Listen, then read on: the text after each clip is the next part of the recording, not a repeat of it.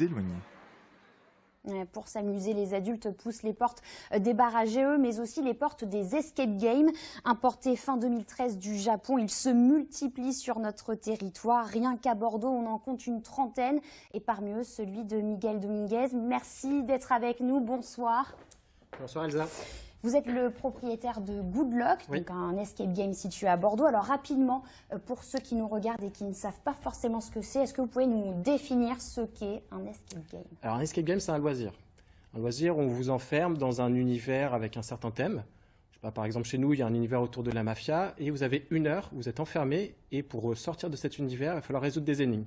Ces énigmes, elles vous font progresser à la fois dans une histoire, mais aussi dans l'espace, parce que des portes, vous allez en ouvrir. Et l'objectif, c'est d'ouvrir la dernière porte en moins de 60 minutes.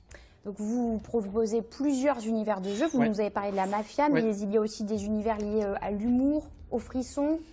Voilà, on a fait le pari, en tout cas chez Good Luck, de proposer des univers très différents. On a ouvert il y a 5 ans, presque jour pour jour, avec les 7 péchés capitaux. Donc c'est une salle qui est tournée sur le frisson.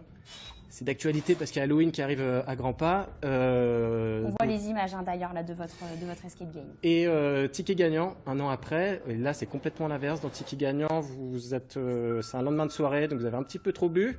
Le lendemain, vous ne vous rappelez pas de la soirée, il faut revivre cette soirée-là. Donc on est sur 3 univers très différents que vous découvrez. Alors là, c'est la mafia que vous voyez tout de suite, par exemple. Donc il y en a un peu pour tous les goûts. Il existe aussi des escape games version jeux de société. Les jeux de société, justement, c'est la passion de Vincent Blattner. Bonsoir Vincent.